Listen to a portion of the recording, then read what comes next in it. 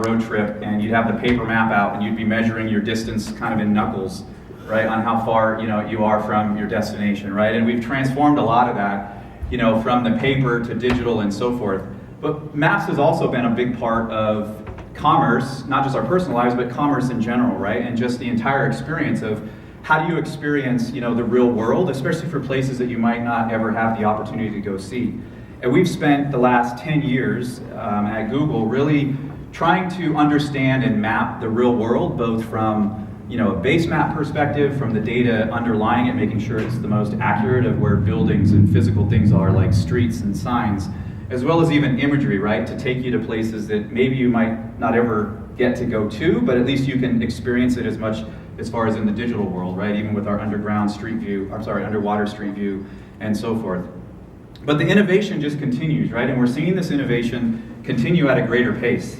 How many people have taken an Uber or Lyft in the last, say, month or so? Quite a few. How many of you took an Uber 3 years ago?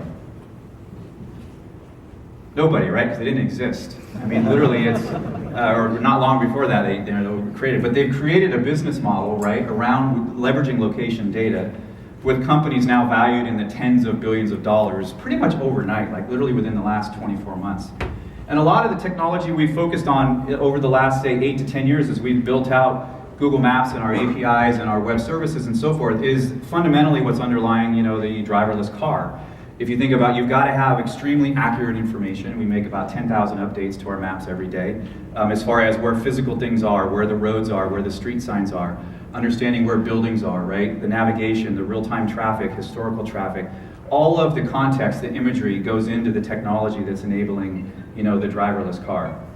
And I remember when I started at Google about 6 years ago, this whole driverless car concept, was starting to get the buzz around campus, and people thought we were actually crazy. And here it is just 5-6 years, and it's pretty much all you hear about now. Tesla and other auto companies are integrating it at various forms and so forth. So just how fast the pace of innovation is. If there's one thing I'd like you to take away from this is the whole location and the location strategy and the pace of innovation around location continues to just accelerate, and we don't see it slowing down anytime soon. So our customers continue to innovate, right, with our products, whether it's smart thermostats, whether it's connected devices, whether it's integrating the real world into games, Game of Thrones, or I don't know, Pokemon Go. Anybody play Pokemon Go? Are you kidding me? Or even integrating maps into, say, a mobile device, right, to be that companion for you when you're on a road trip. It wasn't that long ago where you had to actually have a set of a shelf of maps, right, just to map out, the United States or even the globe. Now you pretty much have the whole world digitized, right, in the palm of your hand.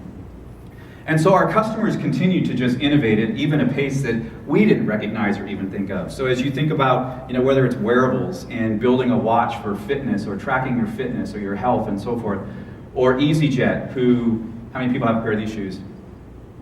Not yet, huh? It's the next craze, believe me.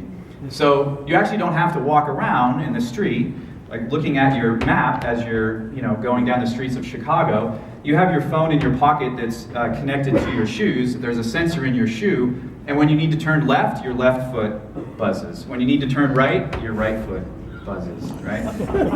They think it's pretty cool. We think it's pretty innovative. Now, how it catches on in the consumer world, we'll see how it goes. But just to give you an idea of, the pace of innovation and what companies are doing that, most people probably wouldn't even think of. Some other examples as far as, customers that have taken, just the location data to provide a better user experience. Redfin is a real estate company